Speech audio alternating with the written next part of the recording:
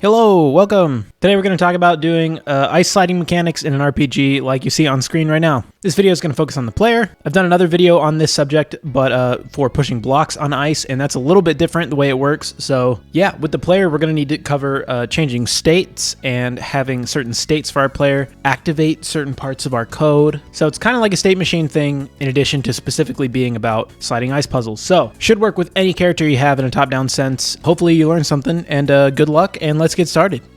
All right, welcome. Before we get started, I'm just going to do a quick little demo because there's one specific thing I want to talk about. So this works like how you would expect an ice sliding puzzle to. My player can walk around and animate and everything, and when I get on the ice, the player freezes in the animation and then keeps sliding until they either hit a wall or get off the ice, right? And that's pretty much, I'm sure, what all of you want this to do whenever you're clicking on a video like this. So yeah, that's really cool. The main thing I want to talk about first is this behavior right here. So if I walk at the ice at a diagonal, it behaves more like a wall than actual ice. And that's basically to prevent the player from being able to slide across the ground at diagonals, because typically that's not how block puzzles work. They normally lock you to that sort of up, down, left, right, XY axes. And that's for good reason. It's because it's a lot easier to make puzzles that way. It'd probably be a lot harder to incorporate diagonal movement into a puzzle like this. So for example, games like Pokemon, they don't really have to worry about that problem because Pokemon has grid-based movement. So you can't walk in diagonals in the first place. At least the older Pokemons do, obviously. And a lot of RPGs work very similarly in that way.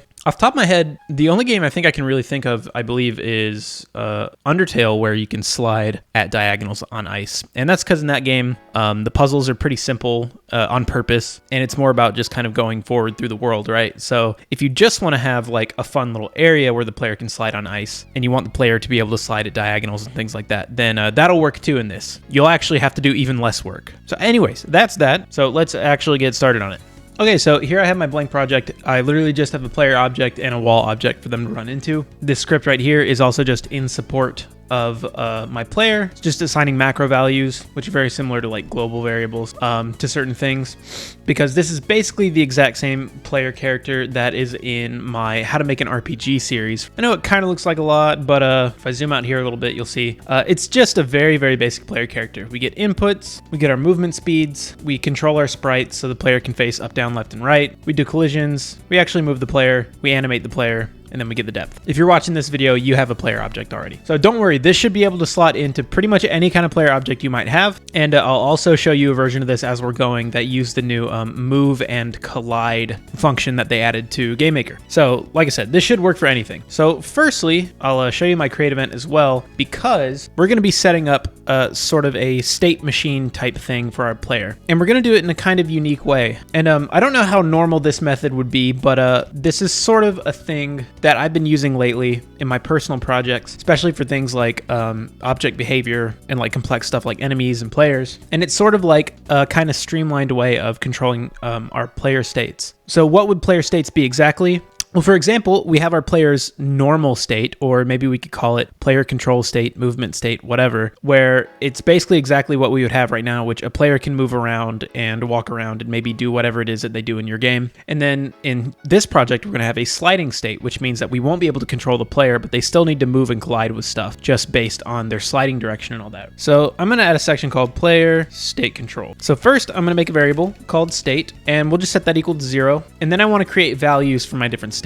So first I'm going to call one called movement state and set that equal to 0 as well. Then I'm going to make one called sliding state and I'll set that equal to 1. So anytime I want to make a new kind of state, I'll just assign some kind of numerical value to it. It won't really matter. I'm storing them in variables. So, you know, in the different circumstances in our game with our player, I could basically say, let's set our player's state to be the sliding state. And then we don't have to worry about what numbers are what. We can just do it by name, which makes a lot more sense to me. And so these overarching states are going to be how we tell our player to do certain things. You could think of this as like data or like nodes or something like that. But it's basically going to be all of these things in a step event that we would have for a player. So here we have getting our X and Y speed based on the key inputs. We have setting our sprites in whichever way we're going to set set them. We have colliding, we have moving, we have animating, all that stuff. We can separate those into sort of different little sections of their own. And so I'm going to add something here, and I'm going to call this state information. So for example, we could have a little thing called movement control, and we could set that equal to true or false. We'll set it to true for now. It won't matter. We'll be setting it in our step event as we do it. But this is how we get our X speed and Y speed based on button inputs. And so if I go into my step event and I do this, this is where we're getting the X and Y speed based on button inputs. Again, your code might look a little bit differently, but this functions exactly the same. Let's tell our player to only do this if our movement control is true, right? That makes sense. So for example, and I'm gonna zoom this back in a little bit more, just take this piece of information by itself. We still always want to get our inputs. There's no reason not to. But now we have this little movement control section here that we can basically turn on or off. And so at the top of my player object, I'm going to add a section that's called get info for each state. And in this, I'm going to put both of our states. So first we're going to have a movement state, and I'll clarify that this is full player control. And so we can say if our state is equal to the movement state, then we can say movement control equals true, right? For in our movement state, we want to be able to move the player. That makes sense. And so for our project, we have one more state, and that's going to be the sliding state, right? So if our state is equal to the sliding state, then we can say our movement control should be equal to false, right? Because we don't want to be able to control the player while the player is sliding. That's the whole point of the mechanic, is that you're going to be locked in that direction until the player stops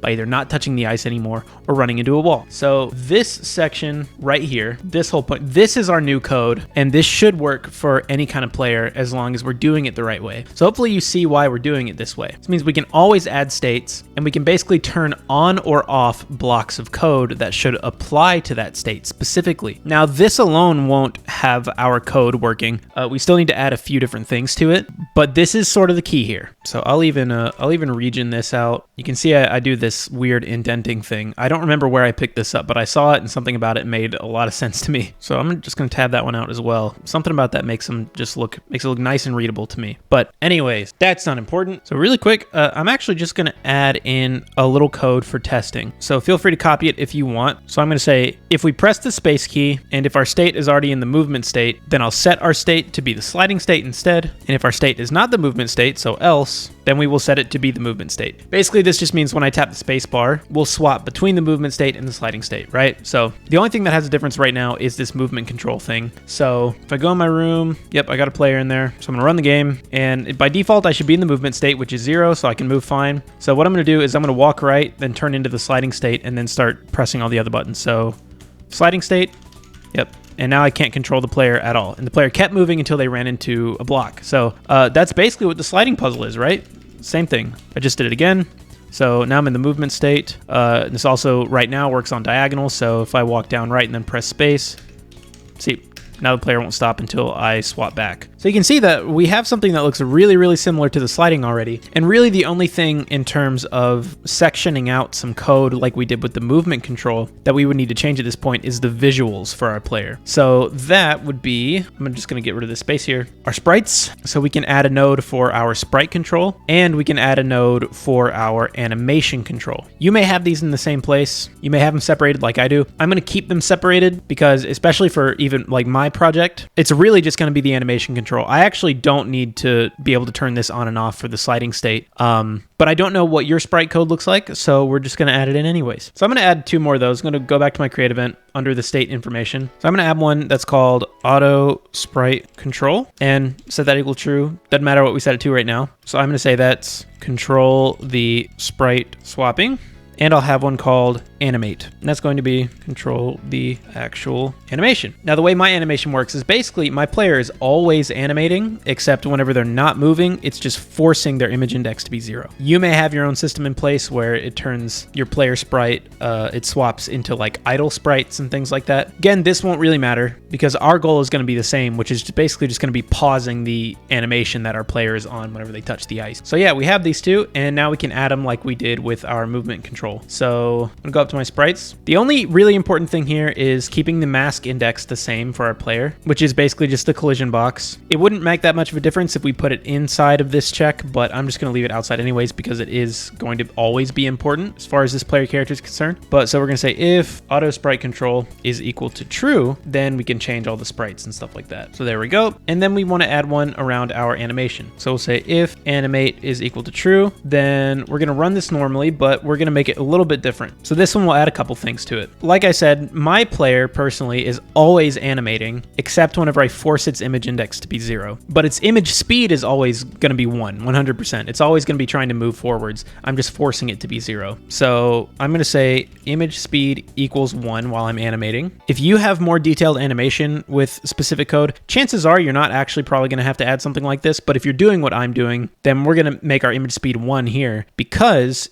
if we're not animating, so else, we are going to set our image speed to be 0, and that'll just freeze it. We'll stop progressing through our animations, which will just keep us on the frame that we were on whenever we walked on top of the ice. This is just a really, really simple way of doing this. It works for my game. It might need a little bit of tweaking for yours, but I imagine most of you are probably working with something very similar to what I have here. So, okay, we have our animation blocked off, and we have our sprite control blocked off now, just like our movement code. So we can add those to these. So if we're in our movement state, we want our auto sprite control to be true, right? We want our player to turn up, down, left, and right whenever we're moving around, or however your player controls. And we want our player to animate normally. But now, if we're in the sliding state, we can turn both of those things off. So set that equals false, and our animate equals false. So like I said, for my player, this isn't going to make much of a difference, but it might with your player. Either way, I'm just showing you, all right? It's just how you do these things if you want to do it this way. So let's test that really quick. So if I'm walking now and I switch to the sliding state,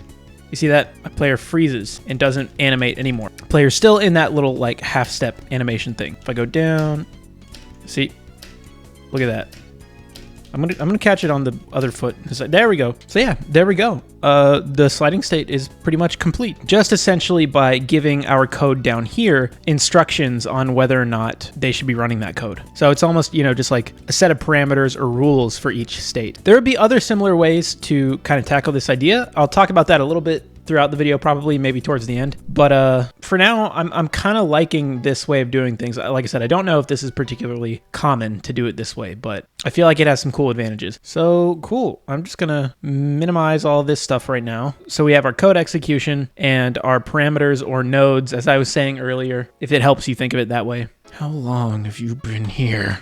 But yeah, so now that we have all that done, our only thing to do is we don't want this manual state swapping thing anymore. We want to trigger this based on whether we're touching ice or not. So first, let's make an ice object. We'll need a sprite first. Here's the one I made. It's just a very, very simple sprite. And I have the 9 slice turned on, so it looks like this whenever you drag it. It's just a normal 16 by 16 sprite with the full collision mask. I just do this for the visual, so it kind of helps me know that that's obviously ice. And then we just want to make an object. I'm going to right click and create an object, and I'm going to call this ice ground. And I'm going to assign our ice sprite to it. And that's all we're going to need to do with it. We don't need any code actually in the ice. It's basically just going to, you know, our player is going to figure everything else out. So good, I can get rid of that. I'm going to go into my room and I'm just going to add a layer really quick, and I'm just going to call it ice. I'm going to drop in some ice about right here maybe, and maybe we'll just add a couple more to just make it have kind of an odd shape. So cool.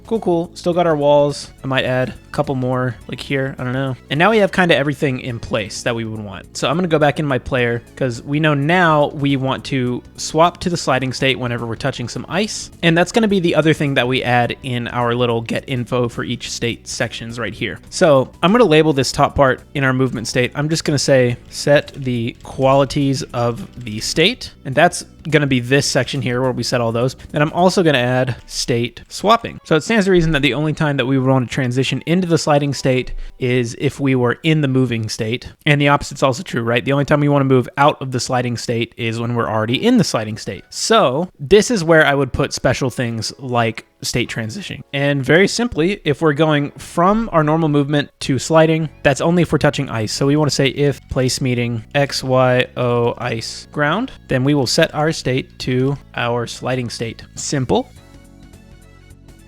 And when we're in our sliding state, I'm just going to comment this out like I did the other one. So now transitioning out of our slide, we want to do that if we're not touching ice anymore. So if we're not place meeting, X, Y, ice ground. But we also want to do it in another case, and that's if we run into the wall, right? If we're sliding and we hit a wall, then technically we want to go back into the movement state so that way our player knows which way to slide next, because if they're still on the ice, the moment they hit a movement button, they're just going to slide that direction. So we want to say if we're not on the ice anymore, or if both our X speed and Y speed are equal to 0. So we can say or parentheses X speed is equal to 0 and Y speed is equal to 0. And that's just, you know, depending on how you name them. You might have named them slightly different versions of this, or H speed and V speed for horizontal and vertical speed. Just whichever two variables that you are using to actually move your player's coordinates, or, you know, whatever variables that you're plugging into the move and collide function. Those are the variables that you want to make sure that they're at 0. Now, move and collide is going to be a little bit different with this part. So if you are using those functions, I'll explain that super quick, and just skip to here if you're not using that function. So right now my collision code looks like this, which is pretty much the way people have been doing collisions in GameMaker for a long time. Very simple. But now you might have this, which is a built-in function to GameMaker. It seems really cool. I haven't used it much myself yet, but it seems really awesome. It works with slopes and things like that. It's really interesting. And pretty much all you have to do is plug in this information. You know, of course you have to get your X speed and Y speed the same way that you would any other time, but based on your inputs and stuff like that. Here we go. Just like that. But you would just have to plug it into this function, which is really cool. However, when you do collide with stuff, it's not setting your X and Y speed back to 0 like these are. It's never actually changing these numbers. So if you want it to kind of have that feedback, first what you would want to do is divide it into an X collision in movement and a Y collision in movement. Just like here, these two are separate and these two are separate. So instead of doing one like this, if we were just starting with the X, we would do X speed and then no speed for the Y checking and check with a wall. And then we would also do the same for the Y, but set this to 0 and then this to Y speed. And here's why we'll do that. For one, doing them both like an X speed and a Y speed, I notice can sometimes cause little quirks to happen whenever you're moving at diagonals and pressed up against a wall or something like that. But two, move and collide also returns an array of all of the instances of this object you're colliding with. So it moves you, it stops you when you run into something, and it tells you all the things that you're running into. Pretty cool. So we can call this function, but we can also store it in an array. So I'm going to call this array X, set equal to this. That means we're going to move and collide with our X speed going left and right, and it's going to return the number of things we ran into. And the reason we want that is because we can say if our array length of this array that we just got is greater than 0, then that means we have run into something, right? This will only return a list of wall objects if we've actually run into something. And if we have, then we can set our X speed to 0. It works. It's basically just like finding out after the fact if we need to set the X speed to 0. And that'll help us because we're changing our animation and we're changing our states based on our X speed and our Y speed. So yeah, so then you just want to do the same thing with the Y variable. So you could get var array Y, do move and collide, 0 for the X, Y speed for the Y. And then if our array length of our Y array is greater than 0, that means we run into stuff. So we can set the Y speed to 0. So if you're using move and collide, then this is a really simple way to just make sure that you're doing things like getting the feedback that you're colliding and stuff like that. So this should work identically to this, except this actually works a little bit better because it works with slopes too. So pick your poison. For now, I'm just going to comment out this block, shrink everything back, and use the original code. So anyways, like I was saying, those are the two instances that we want to swap back from our sliding state to our non-sliding state, when we're off the ice or when we've stopped. So if that's true, we can just say our state needs to equal our movement state. And these two will swap us between both of those, and we can test them right now. So I'm going to run, so movement, and if I run into this, can't move, but then I can once I get to it. Look at that. And then if I were to run into a wall, yep, there we go. Oh, but we're not turning back. I just might have missed something. Oh, and of course, that was silly of me. Because what's happening is we are getting up to the wall and we're stopping on the ice and we're staying in the sliding state because we're always touching the ice. Sorry, excuse me. Just, didn't get a lot of sleep over the weekend. Just very important I was doing business. But anyways, we need to do the opposite of what we did over here. And we only want to swap to this state when our player actually is moving. So we're basically going to be doing the total opposite of this. So we want to check if we're on the ice and we're moving. So we're going to say and in parentheses. And then to check if we're moving, we want to say our X speed either isn't equal to 0 or our Y speed is not equal to 0. That means that we're moving, and so then we can transition to the sliding state. Now everything should be working fine. So still works right the normal way, and now if I were to run into a wall, yep, it is now functioning exactly like you would expect a sliding block Sliding player, ice puzzle to work. Except for that. Did you see that? So we've also got this move. The diagonal slide, which is really weird. And like I said before, we most likely don't really want this because it can cause problems. The way it's behaving right now is weird anyways because it changes the direction whenever the player hits the thing. You might think this is cool. And again, if you just want to make a game where you can there's a part where there's ice and you just want to slide around and have fun, then that's totally cool. But for most of these, we want to avoid that. And for a lot of games, even ones where you have this sort of free movement that we have and it's not grid-based, they'll do a little bit of math, a little bit of movement, and it'll if I were to walk straight down here, it would sort of force the player to the left a little bit, so they would ultimately end up locking in to this grid space right here. We could do something like that, but that's complicated, and we don't like that. We like simple and effective. So basically, we can just make it to where, let's just have the player not be able to walk on the ice whenever they walk on diagonals. Sounds pretty good to me. So let's do that. So we're actually done with all of the transitions because this is just going to be a collision thing that we want to do. So I'm going to close all that and I'm going to go to where my collisions are. If you skipped ahead during the one part where I told you could, this is the new move and collide code. These two are interchangeable, these codes, so they don't matter. We're basically just going to add an ice collision. I'm going to call this diagonal ice collision above anything else. And this code will be identical for both versions of this because this is just going to be using our place meeting functions. So first we want to check if we're actually moving diagonally. And that's easy to check because that would basically just mean both our X speed and our Y speed are not equal to 0. Because if we're moving horizontal, our Y speed is 0. If we're moving vertical, then our X speed is going to be 0. But if they're both not 0, that means in one direction or another, we are going at a diagonal. So if X speed is not equal to 0 and Y speed is not equal to 0, that didn't work, did it? There we go. Boy, I really am tired. I should fix the priorities in my life, personally and professionally. But now that we know we're moving diagonally, we can actually do the two separate collisions, and we'll basically just do them exactly how we did it with the normal wall in our normal code. So if place meeting X plus our X speed, our Y coordinate with ice on the ground, then we can set our X speed to 0. Then we can do the same exact thing with our Y value. So check it, our X position, Y plus Y speed, ice ground, and that will set our Y speed to be 0. And this should fix everything. So let's run the game. Okay, looking good. And look at that. Can't get down on the diagonal collision. Great. And that goes for the same as whenever we go up against the wall here. If I were to hit diagonal down at the same time, player didn't go. So it's great. But yeah, so almost done. I say almost. If you use the move and collide functions, you probably are done because move and collide, as far as I understand it, kind of implements a sort of precise-ish collision code. Again, I need to look into it more, but it seems to actually scoot the player really close to the wall, regardless of what their X and Y speeds are. However, our collision code over here is quite simple, the regular kind. So I'm going to show you really quick how to do precise collisions in this little area right here. It's a very cool trick, very useful. And if you're using move and collide and you don't need to see this, you can skip to this point in the video because I'm going to talk about this system for a little bit and the ways you should probably be designing your game with it. Or not the way you should be, but certain things you should probably try and avoid with it. Okay, so last step, precise collisions. Why do we need them? Well, let me paint you a picture, friend. Okay, I'm gonna put this here, and I'm gonna put this here like this. No, that probably won't work. Here's what I'm gonna do. I'm gonna do the opposite of that. I'm gonna do the exact opposite of what I said. I'm gonna do, there we go. Okay, so my player, the bounding box, or the collision mask, whatever you wanna call it, is about 16 pixels wide. I think maybe it's actually 14, but the point is, my player is about the size of one of these grid spaces, going left and right. So if my player is moving a little too fast, then this can occur. So I'm going to set my player's speed to be, let's do something. Let's do 5. So my player's speed to 5. Now watch this. Okay, wow, boy, that's fast. Okay, so if I have my player slide over there, it didn't work. Hold on. This isn't going to work. 5 wasn't a good number to pick. I promise you there's, just watch, hold on. I'm going to set it to 7. Okay, there we go. So you see, whenever, I mean, not like you're ever going to move this fast, but this is important, especially if you have a player who is the size of a grid space or something like this.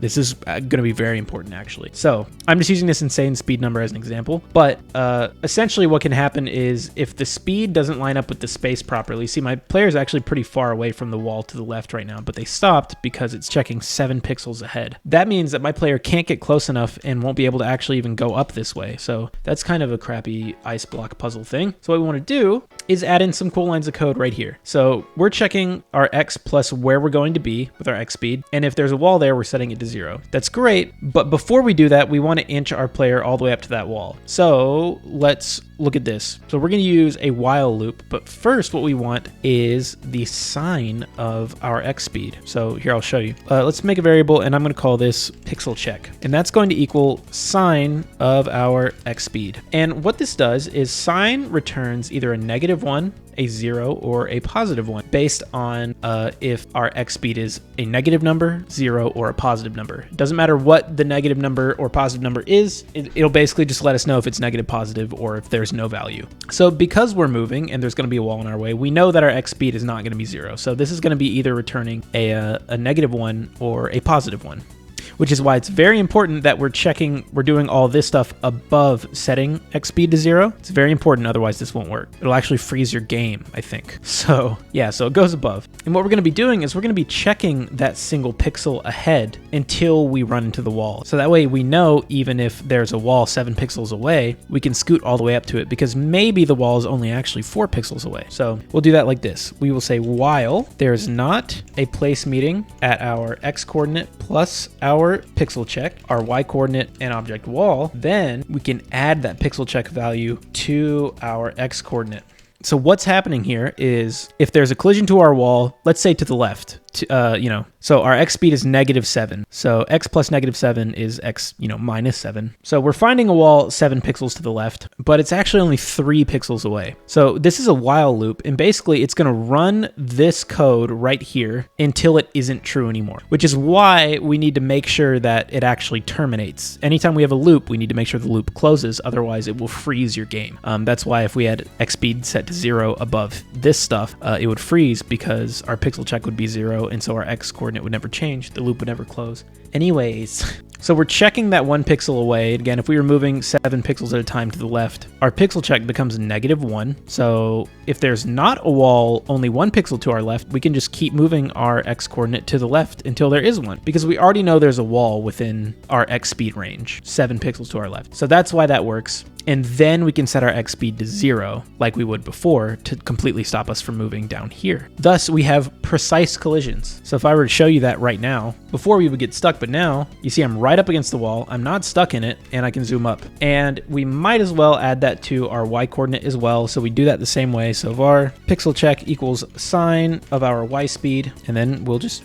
do the same thing, except we're checking our X coordinate. Then we want to check our Y plus our pixel check for a wall, and if there isn't a wall right there, then we will add the pixel check to our Y. Works the same way both directions. So if I were to run the game now, we should be very precise, and as long as our player is not actually larger than one of these grid spaces, then we're going to be fine. If your player has a bounding box that's larger than 16 by 16, you're just going to want to use maybe like 32 by 32 for the size of your ice lanes or whatever. So yeah, I'm going to return our speed to 2 here. It's a little bit more reasonable. Hello, one more quick thing to add about these collisions. This is just a little thing I forgot to do, but when doing precise collisions, or really when doing your collisions in general, if you do it exactly the way that I showed it, with calculating the collision first and then adding the X and Y speed as 2 separate little blocks over here, so we see collision first and then moving. If you do it like this, you can get a little issue, which I'm going to show right now. I'm drawing a box right now just to show exactly where my player's collision mask is. And so if I get right to the corner of this other box right here, if I press down and left, you'll see my player moves 1 tiny little pixel into that box. So now my player can't move to the left or down. My player can get out easy, but that's kind of just a little issue that this has doing it that way. And I've forgotten to mention having done that. There we go. So this is really simple. Basically, we just need to either move our X speed moving to right after we do its first collision, and then same with the Y speed. So that will solve our problem, because the problem was arising when we were calculating our Y speed while not compensating compensating for where our X was already confirmed to be going, right? So in that example going to the bottom left, there was not a wall to our left and there was not a wall directly below us. And our player was only checking directly to the left and directly below us. So it was like, well, nothing to the left, so I can move X to the left, and nothing below, so I can move Y downwards. And then when it did that, it moved both of them, and then ultimately we landed in a wall. So you can either add them here, or if you like to keep them separated, like I do sometimes, we can just include checking where our X speed is going to be for this check, and we also have to include it here as well. That way, if our player has confirmed that we're going to be moving somewhere in one way or another, or even if we're not moving, then it's compensated for right here. So if I were to run the game and do that exact same little test right there, okay, I'm at the bottom, so ready. Yeah, see, it didn't work. It basically just... Yep, so we're not getting stuck in there. Anyways, just figured I would let you know that that was a little issue that I was entirely aware of. I just completely forgot to mention it. I think I was just like really tired when I was recording this for some reason. And that's really it. If you're having trouble with your animation and it's not giving you the results you want, for example, if you don't want to change your image speeds and you kind of just want to do the same thing that you did here and just kind of force it to be a certain frame, you could get rid of these and you could do something like this. You could add a variable called, let's call it animation freeze frame, and we'll set that to 0 for default. And say whenever we're swapping out of our states and we're swapping to our sliding state, we could do this. We could swap to our sliding state and we could say animation freeze frame equals our image index, right? And so anytime we swap to a state that doesn't have animation, so we're swapping to this state where the animation is false, we could go down to where we did our animate thing and we'll say if animate is true, animate how we normally did with whatever code you had before. Otherwise, we can force our image index to be animation freeze frame and then hit play and it will do the same exact thing as the other one did. So yeah, let me see. Let me try and get it on a frame that isn't the, there we go. So yeah, so you've got a block ice puzzle thingy working one way or the other. Okay, so here I made my final little special room here, and it's pretty close to the one I showed you in the demo, but you can see it's slightly different because my walls don't quite match up with where I put these little ice wall thing. So I'm going to show you why that is for a second. You'll see that this is the main difference, just this one right here, and that's because this is kind of something that I want to show you about this little system here. So I'm going to turn that off. All right, let's run the game. So in this version of the game, and obviously I put my ice down, everything over this ice tile stuff. So here's kind of an issue right now. I told you my player is a pretty similar size to the size of one grid space. So if my player isn't lined up right, my player is going to have trouble just walking straight through this, right? It might be really hard to position yourself to do it, especially if your player moves at a speed of like 2 like mine does. I happened to get it, but that was really annoying. Now, in a single space like this, one, my player's hitbox isn't as tall as it is wide, but another thing I can do is I can run diagonally into this space and I'll get through there. So that's not really a problem. Most players will just do that as they're going through. If they run into this and chip it, they're just going to wiggle the stick a little bit or, you know, press the buttons a little bit. But for this, it won't work because remember, we can't do diagonal directions down this thing because that would cause problems for us in terms of the direction the player was sliding. So really all you want to do is just make sure that you have an extra wall there. Now this might seem a little bit limiting and a little bit weird to you, but you can see I've done it with all the other openings. But then you say, well, you haven't actually done it up here. Well, if I get over there, watch this, cowboy. How do I get over there? Wait, here we go. Yes, here we go. Okay. But this isn't a block of ice right here, which means I can diagonally go down this and I can actually move down it. So it's easy to get out of there. So yeah, that's pretty much it. It's just something that you got to kind of think about whenever you are making these things. And a lot of times you're going to want to make them, you know, kind of like this. My example was a little bit more open, but this one's, it's got like little corridors and it's got like little planned out areas. So it's pretty easy to get the player ultimately sort of lined back up with the grid. The player will kind of naturally fall back onto the grid, but if you have a lot of like really open spaces, like so for here, for example, the player can walk all the way up to this ledge right here. But if they only walk like right here and go up, they'll get stuck on this. It's fine because this is technically all still part of the grid. The moment I move left or right, I'm going to get, you know, back on track with this one. So you don't really have to worry about that too much. But this is the kind of thing where you're going to want to plan carefully and really pay attention to how you want to set up your block puzzle. Like, for example, you probably wouldn't want to have a scenario like this where the player is supposed to get to the right area. Say there's like a coin here or something. Well, the only way to get to this cube would be to go straight up this way. You can't come from the left and the right or above. So if you had your design like this, that would mean that the player would have to perfectly line themselves up right here to get through.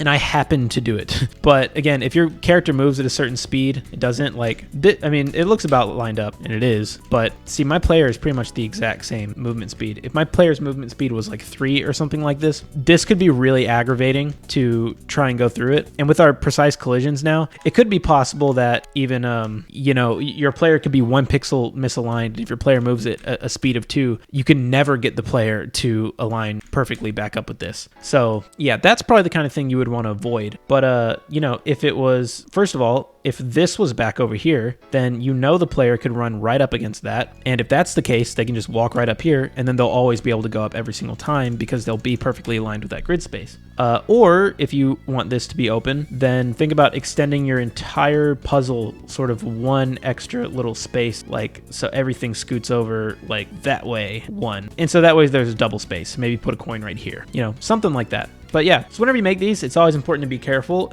More than anything, it's not that like you'll really break anything, but it's more just, you know, are you going to really annoy the player with this kind of thing? So, but yeah, and then, you know, you can pretty it all up. I'm going to scoot this wall back down here. Pretty it all up. We can, that's the wrong button. There we go. Then you have yourself a proper little ice sliding puzzle thing, and can look great, can feel great. It's your classic puzzle. So yeah, enjoy yourself. Okay, that's it. But before you go, I'm making a video game, and if it ever comes out, you should buy it. Gotcha. Before you can click off, you dummy. Just kidding. You're not dumb. You're actually very smart because you got to here in the end, and you did it. I am going to mention my my game again and all that self-promotion stuff in a second, but I want to mention one thing that I forgot to talk about while I was recording the video that I mentioned that I would, so I'm doing it in the outro, which was the way our states work, you know, and we had that where we set it up to where we could basically turn on and off blocks of code with like simple commands, you know, just like a variable, turning a variable true or false. I've been doing that lately, and I really like it, and you may have seen that and thought, well, can't I just do like a switch statement for my state, you know, so that's one thing.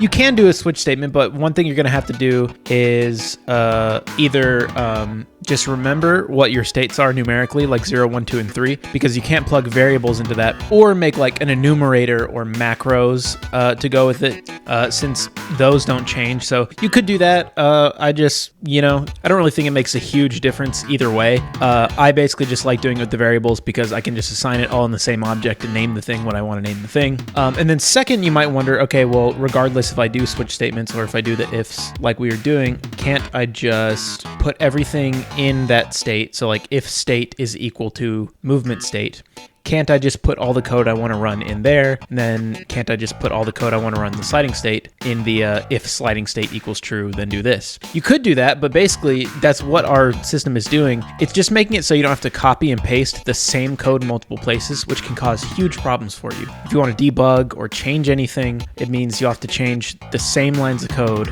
in different places, and you're gonna make a mistake there, and it's just gonna cause issues and things like that. And it's just annoying to have all that extra code that doesn't need to be there. So that's another reason I like to do it this way. And then lastly, you may think, okay, instead of separating these out into like little blocks of code, could I just say turn each of those little blocks? So for example, getting our X and Y speed based on the button inputs, could I turn that into a script in my player?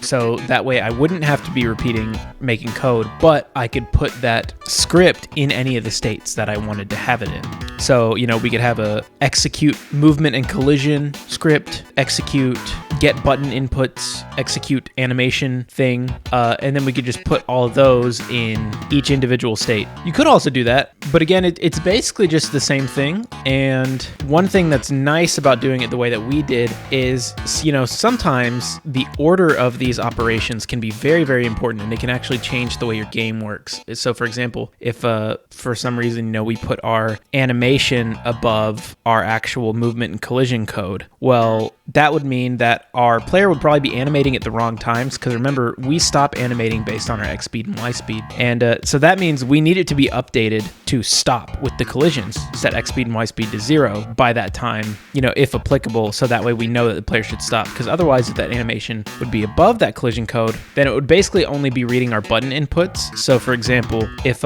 you were like walking into a wall and holding left, your character would probably keep animating like they were walking to the left instead of stopping. So that's just another one of those things where it's like, it would kind of be a copy and pasting situation again, where in every state that you had a certain list of things, you would need to remember kind of the hierarchy order that they would need to go in. But in our step event, it doesn't. So yeah, anyways, that was that. Now allow me to move on to the self-promotion for a moment. Thank you for sticking around for that explanation, by the way, anyone listening to this. But yeah, I'm working on 2 games right now. One is kind of far away, but one is a lot closer, called Starcross Starcade Special. The other one's called Rosa Starcross. Starcross Starcade Special, I am working very hard on right now. It's actually the reason why I haven't uploaded as many videos recently, is because I've just been working really hard on it to get it done as soon as possible. Don't know when it's going to come out. I'm not going to pretend like I know, but I'm hoping it's going to be very soon. So please stay tuned for that. Depending on when you're watching this, it might be out. So you can go check on Steam. You can wishlist it on Steam right now. That would be very appreciated. Otherwise, I got a Patreon. If you want to help support me making these videos,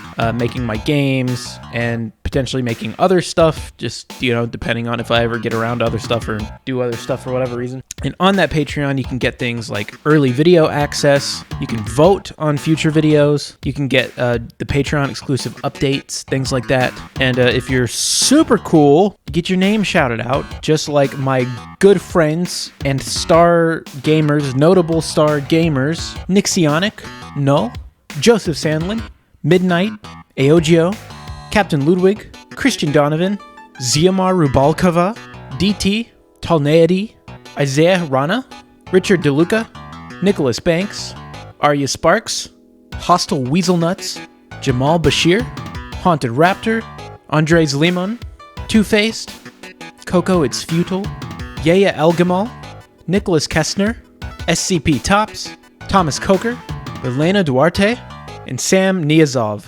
Excellent, excellent star gamers, friends of the channel, legends of the channel. Give them a hand.